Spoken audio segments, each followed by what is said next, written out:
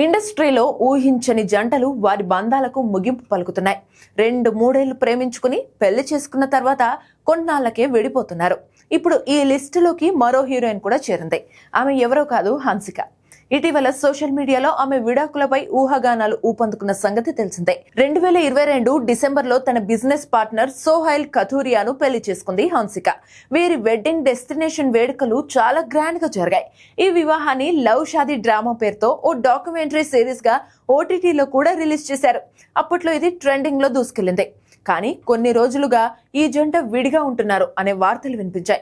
సోహైల్ ఈ రూమర్లను ఖండించినా హన్సిక మాత్రం ఈ విషయంపై ఇప్పటి వరకు ఏ ఒక్క ప్రకటన ఇవ్వలేదు.